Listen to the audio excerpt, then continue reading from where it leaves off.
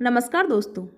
आप सभी लोग मेरे चैनल पर कहानी जरूर सुनते हैं मगर मेरे चैनल को सब्सक्राइब नहीं करते। तो दोस्तों, अगर आपको मेरी कहानी पसंद आए तो मेरे चैनल को सब्सक्राइब जरूर से कीजिएगा। आज फिर मैं कमरे में रोती हुई बैठी थी। जीजू दीदी और उनका भाई सब दावत पर गए हुए थे। मुझे बहुत डर लग रहा था। जब अचानक दरवाजे की डोरबेल बजी, मेरी रूह कांप गई थी। मैं घर में कहीं छुपने की जगह ढूंढने लगी। मैं फौरन अपने कमरे में गई और रजाई में घुस गई कि अब न जाने क्या होगा। मैं अपने गाल पर हाथ रखे बैठी थी जो बिल्कुल लाल हो चुके थे, क्योंकि आज फिर मेरी दीदी ने अपना गुस्सा उतारा था। काफी अरसे से यही होता आ रहा था। मैं कुछ बोलती तो आगे से मारकर खामोश करा दिया जाता था कि नहीं, अगर ये बात कोई और ने सुन ली तो अंजाम तुम जानती हो। अपनी बहन के अल्फाज, उसके शब्द सुनकर मैं बहुत रोती थी। आखिर वह मुझे बताती क्यों नहीं कि मेरा क्या कसूर है। रात खामोशी से गुजर रही थी। चारों तरफ सन्नाटा था। चांद और तारे भी खामोश थे। वह मेरा ज़मीर था, मेरा दिल था जो जाग रहा था और सोच रहा था कि मैं तो ईश्वर से शिकायत करने का हक भी नहीं रखती, लेकिन सोचने का कोई फायदा नहीं था। इसलिए खामोशी से लेटकर सोचने लगी। दिन के तमाम लम्हे याद कर कर आंखें भीग भीग जाती थी। रोज का यही होना था। हाँ, अपने जीजू से पैसे जरूर मांग लेती थी किसी काम के लिए। वह कभी इनकार नहीं करते थे मुझे पैसे देने से। जीजू का रवैया मेरी दीदी के रवैये से काफ़ी बेहतर होता था। और तो और मुझे कोई भी बात करनी होती तो मैं अपने जीजू से ही करती थी। मेरी दीदी मुझे ज़्यादातर अपने कमरे में बंद कर रखती थी। रात को डाइनिंग टेबल पर सब मिलकर खाना खाते थे, मगर मेरी दीदी मुझे कमरे में ही खाना दे जाती थी और कहती थी, सुबह कोई पूछे तो कह देना आँख लग गई थी या कोई बहाना बना देना, मगर ये बात न बताना कि मैंने तुम्हें बंद करके रखा है। यह बात मुझे हैरत में डाल दी कि मेरी दीदी मेरे साथ ऐसा क्यों करती है। घर के सारे मेंबर साथ मिलकर खाना खाते थे, लेकिन मेरी दीदी ने मुझे सबके साथ बैठकर खाना खाने की इजाज़त नहीं दी थी और मैं खामोश रहती। यहाँ तक कि यह बात में यहाँ तक आ पहुँची। एक रोज़ मेरी दीदी मेरे पास आई और कहने लगी कि आज शाम को रिश्ते वाले आएंगे तो तुम अपनी ज़बान बंद करके उनके लिए चाय ले आना। मैंने कुछ कहना चाहा तो बहन के कहने लगी कि मैं आज के दिन जोर ज़बरदस्ती नहीं करना चाहती तुम पर। खामोशी से मेरी बात मान लो। और इन शब्दों को सुनकर मुझे तो शक था कि मैं मेरी दीदी की बहन नहीं हूँ। अगर मैं उनकी बहन होती तो वह मेरे साथ ऐसा नहीं करती। उस दिन मैंने दिल को समझाया और मैं लड़के को देखकर हैरान रह गई। मेरी आंखों में आंसू आ गए। क्या मैं अपनी दीदी पर इतनी बोझ हूँ जो एक शराबी लड़के के साथ शादी कराने पर वह राजी हो गई। उस वक्त मैं खामोश हो गई और सोचने लगी, अगर ऐसा कुछ न होता तो दीदी मेरे कमरे में आई और कहने लगी, तुम्हारा रिश्ता उस लड़के के साथ कर दिया गया है। यह खबर सुनने के बाद मैं बहुत रोई। इस रिश्ते के बारे में जब जीजू को पता चला तो वह बहुत बोले। उन्होंने दीदी से कहा, तुम ये क्या कर रही हो मेरी छोटी सी साली के साथ। उसकी कौन सी अभी उम्र निकले जा रही है कि तुम जल्दी के चक्कर में उसे एक शराबी के हवाले करने वाली हो।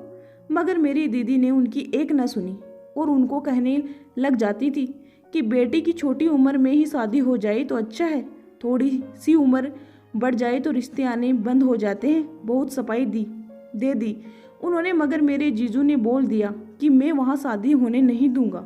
हम अच्छे रिश्ते का इंतजार करेंगे और शायर के लिए अच्छा रिश्ता आने का मैं वेट करूँगा। ऐसे ही यूँ रहा चलते किसी एरे गेरे को मैं अपनी साली नहीं दूंगा। यह सुनकर मेरी दीदी को बहुत गुस्सा आया और उन्होंने मुझे फिर से कमरे में ले जाकर बहुत मारा कि तुम्हारी वजह से मेरा घर टूट जाता। तुम तो हो ही मनुष्य, शुरू से ही यही करती आई हो। मैं यह सब सुनकर खामोशी से रोने लगती क्योंकि इसके अलावा मेरे पास और कोई चारा भी नहीं था। मैं ज़्यादातर अपनी दीदी से पूछती कि आप मेरे साथ ऐसा क्यों करती है। वह बगैर जवाब दिए यहाँ से निकल जाती थी। मैं उनसे पूछना चाहती थी कि मैंने ऐसी कौन सी मनहूस हरकत की है आपकी ज़िंदगी में। दीदी की बातें मुझे तोड़ रही थी। जीजू का एक छोटा भाई था जो मेरे से चंद ही महीनों बड़ा था। वह रात को अंधेरे में मेरे कमरे में आता था।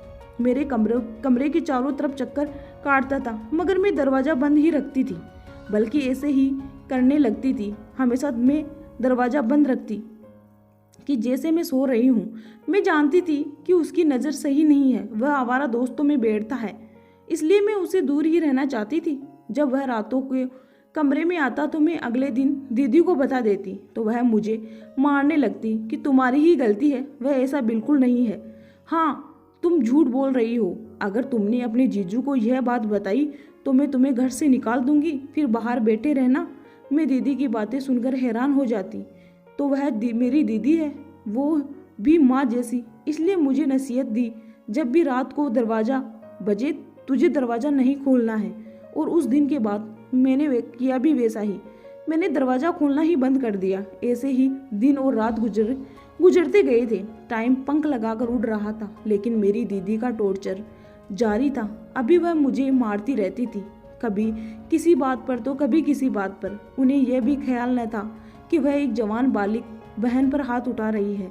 भगवान की कसम, मुझे यकीन था कि अगर मेरे जीजू को दीदी की ये इस हरकत और टॉर्चर का पता चल जाता तो उन्हें कभी माफ़ न करते। लेकिन मैं जीजू को नहीं बताती थी कि अगर मैं उनको बताती तब भी वो मुझे मारती। यूं ही एक रोज़ मेरी दीदी मेरे पास आई और कहने लगी कि मैं और तुम्हारे जीजू कहीं घूमने जा रहे हैं, और अगर तुम्हारे जीजू तुम्हें पूछे कि तुम जाना चाहती हो तो मना कर देना, बल्कि कह देना कि तबीयत ठीक नहीं है। ऐसा ही हुआ। मेरा न जाने की सुनकर जीजू ने मुझे बाहर बुलाया और जाने के लिए कहने लगे। जैसे मैंने यह कहकर टाल दिया कि तबीयत ठीक नहीं है, यह कहकर मैं कमरे में चली गई। उसके बाद मैं नहीं जानती थी कि कौन गया घूमने और कौन नहीं गया, लेकिन मैं अपनी दीदी की नसीहत मानते हुए मैंने दरवाज़ा अंदर से बंद कर लिया। लेकिन अंदर बैठकर न जाने कितनी देर तक मैंने अपने आंसू बहाए, ये सोचते हुए कि आखिर क्यों मेरी दीदी अपने साथ नहीं लेकर गई मुझे। आखिर मेरी दीदी ने मुझे बंदी क्यों बना रखा है। ना मैं खुलकर जी सकती और ना ही मैं मर सकती। कुछ ही देर गुजरी कि मेरे कमरे का दरवाज़ा बजने लगा। क्योंकि मैं घर पर अकेली थी तो बहुत ज़्यादा डर गई कि बाहर कौन होगा। मैं अंदर ही कमरे में छुपने की जगह ढूंढने लगी। फिर मैंने हिम्मत करके खुद ने पूछा कि कौन है, लेकिन आगे से कोई जवाब नहीं आया। मैं और ज़्यादा डर गई थी। अगर ये जीजू के भाई हुए तो, यह सोचकर खामोश होकर जाकर बैठ गई और अपने लिए ईश्वर से प्रार्थना करने लगी। किसी ने मेरे कमरे का लॉक खोला। लॉक खोलने की आवाज़ सुनते ही मेरे पैरों तले की जमीन खिसक गई।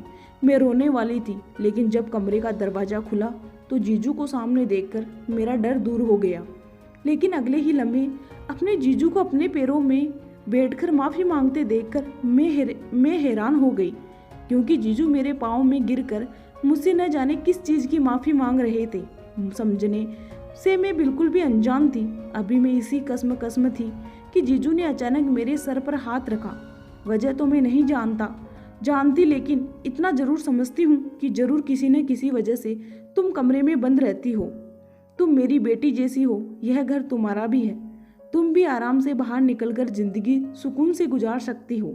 तुम्हें किसी से भी कोई शिकायत हो तो तुम मुझसे बात कर सकती हो। जीजू के शब्द सुनकर मैं सोचने लगी कि क्या मतलब है। क्या मैं दीदी की सगी बहन नहीं हूँ? अगर मैं उनकी बहन नहीं तो फिर मैं किसका खून हूँ? मैं किसकी औलाद हूँ? क्या मैं अपने माँ बाप की सगी औलाद नहीं थी? अजीब हालात मेरे मन में हावी होने लगी, मगर न जाने उनका जवाब मुझे किससे मिलना है। मैंने बातों ही बातों में जीजू से पूछना चाहा, लेकिन जीजू ने बात बदलकर यह कहने लगे कि वाकई तुम्हारी दीदी तुम्हें कमरे में रहने के लिए कहती थी। पहले तो मैं इनकार करती रही, मगर जीजू ने मुझसे कहा कि डरने की कोई बात नहीं है, ना तुम्हें कुछ कहूँगा और ना ही तुम्हारी दीदी को मैं कुछ कहूँगा, बेफिक्र रहो। मेरे जीजू ने अपना सवाल दोहराया, जिससे जवाब में मैं सर में हाँ हिलाने लगी। जीजू खड़े हो गए और कमरे से जाते हुए बाहर कहने लगे, अब बात जब होगी जब तुम्हारी दीदी घर आएगी। यह सुनकर मैं डर गई। क्या अगर जीजू ने दीदी को बता दिया कि मैंने इस तरह का कहा है तो सीधे सीधे मेरा कत्ल कर देगी दीदी। तो मैं ईश्वर के हाथ जोड़ने लगी, मगर होना वही था जो ईश्वर को मंजूर था। खैर कुछ देर बाद दीदी आ गई। मैं डर कर कमरे में ही थी। मुझे बाहर से एक आवाज़ आई। जीजू ने मेरा नाम पुकारा था कि सायर को भी बाहर बुलाओ, आकर खाना खा लेगी, मगर मैं कमरे में लॉक कर बैठी थी। दीदी तो यही चाहती थी कि मैं कमरे से बाहर ना आऊं, इसलिए कमरे से बाहर ही आवाज़ लगाकर चली गई और मैं फूट फूट कर रोने लगी। दीदी को मेरी कोई ज़रूरत नहीं थी, बस अपने कामों के लिए मुझे याद रखा था। रोते रोते यूं जमीन पर सो गई। अगले रोज जब मैं कमरे से निकली तो दीदी, जीजू और महेश नाश्ते की टेबल पर बैठे हुए थे। फिर मैं भी जाकर बैठ गई। मेरी आंखें रात रोने की वजह से बहुत सूजी हुई थी और किसी को पता भी नहीं लगा, लेकिन जीजू ने जरूर नोट कर लिया था। कि जीजू दीदी से पूछने लगे कि तुम क्यों शुरू से इसी कमरे में रहने क्यों बोलती हो। दीदी चुप रही। जीजू ने अपना सवाल फिर से दोहराया, मगर इस बार उनका लहजा कुछ हद तक थोड़ा सख्त था।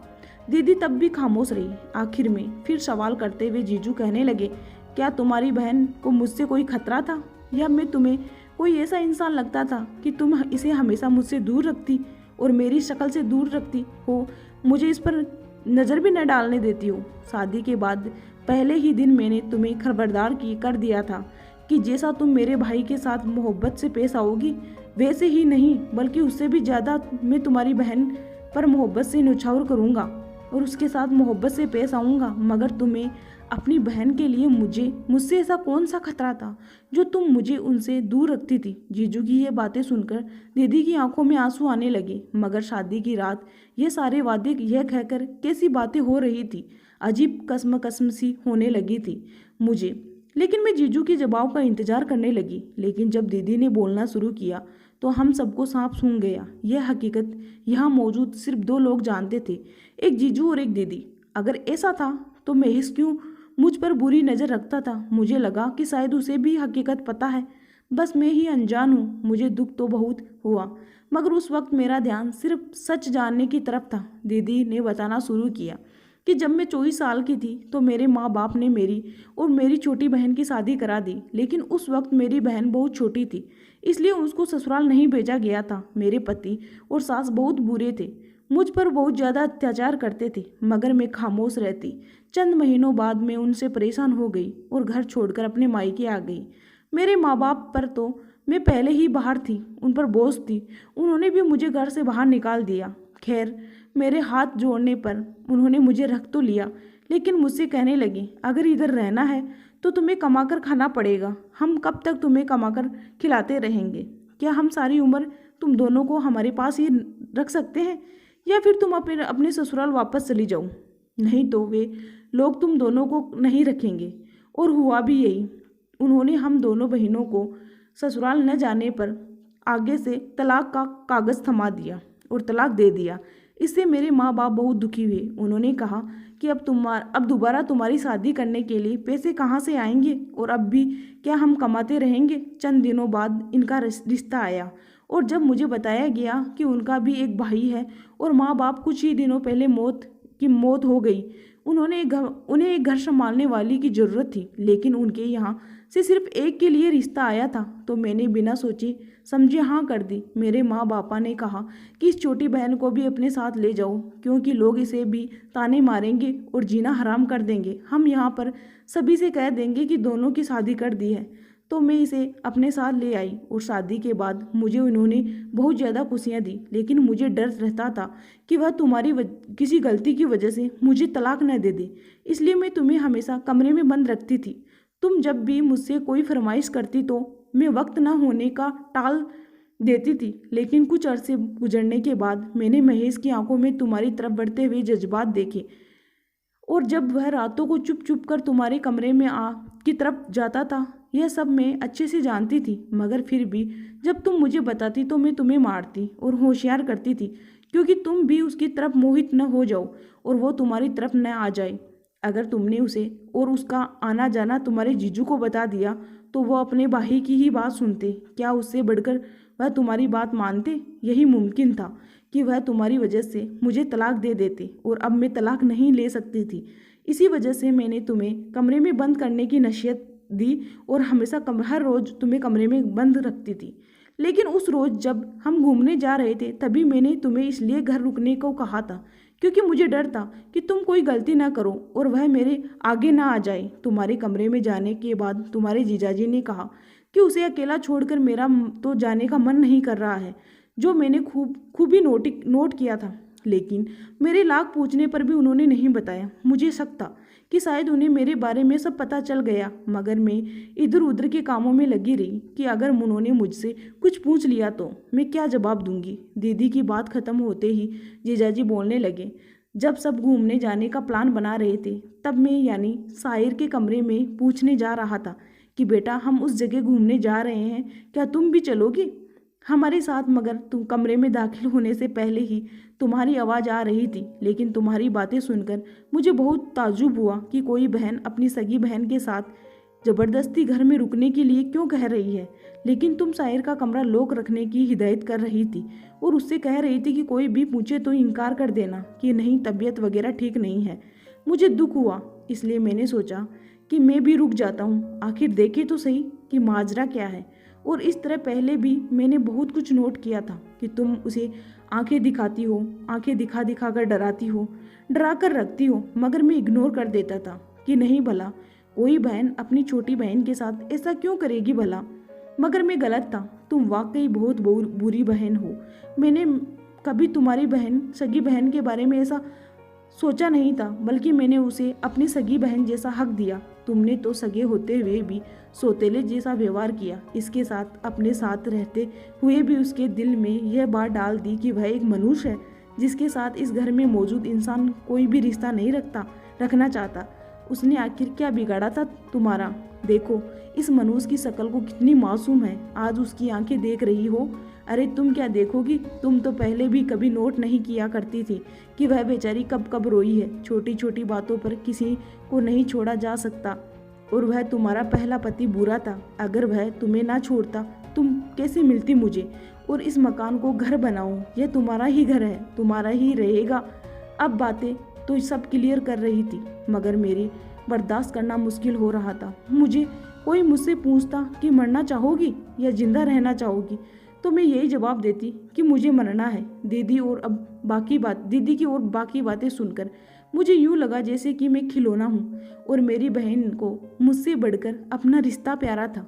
और एक जीजू जो सगा भी नहीं था, फिर भी कितनी सुरक्षा दी मुझे। इतनी बड़ी हकीकत यह सब मुझे पहले क्यों नहीं मालूम थी, जबकि मेरी बहन का बर्ताव मेरे साथ ऐसा था जैसे वह मेरी सौतेली बहन हो। मेरी आंखों में आंसू बहने लगे। इन सब में जो खामोश था वो महेश था। काफ़ी देर वह मुझे देखता रहा और टिश्यू पेपर सामने रखा, जिससे मेरी बहन और जीजाजी को भी नजर आया कि हमारी बहस में हम उसे तो भूल गए जिसके लिए लड़ रहे हैं। दोनों ने मुझसे माफ़ी मांगी, मगर मैंने रोक दिया क्योंकि वह मुझसे बड़े थे। मगर मैं इन सब में अपना बचपन खो चुकी थी, जो अब मुझे कभी वापस नहीं मिल सकता था।